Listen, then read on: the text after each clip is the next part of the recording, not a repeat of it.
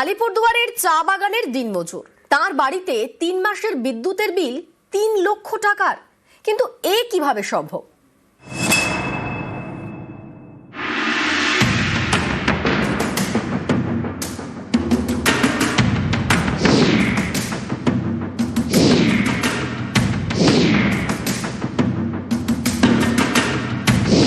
আলিপুরদুয়ার ১ ব্লকের বাসিন্দা পরেশ ওরাও মথুরা চা বাগানের দিনমজুর। তার বাড়িতে বিদ্যুতের বিল এসেছে ৩ লাখ টাকা।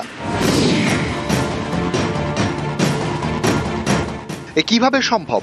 মাথায় হাত গরিব পরিবারের। তাঁদের দাবি, বাড়িতে ৩টি লাইট, ১টি ফ্যান, তাতেই ৩ মাসে বিদ্যুতের বিল ২,৭৬,০০০ টাকা। এর আগের ৩ মাসে বিদ্যুতের বিল এসেছিল ৪৯৭ টাকা, কিন্তু এবার প্রায় ৩ লক্ষ টাকার বিল।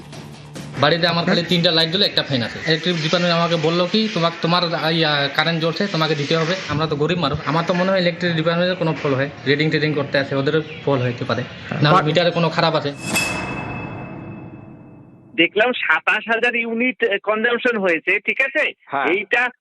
এইটা ওকে এখন দিতে বারণ করবেন, কিছু করতে হবে না, আমি লোক পাঠিয়ে ওটাকে ভেরিফাই করে নেব। মানে মিটারের সাথে একবার ভেরিফাই করতে হবে কনজিউমার প্রিমিসেসে, তাহলে ওটা ভেরিফাই করুক। ২৭,০০০ ইউনিট কি করে হলো, আমি তো মাথায় ঢুকছে না। ঠিক আছে, যেটা হয় আমি জাস্টি একটা দিয়ে ওটা ঠিক করে দেবো।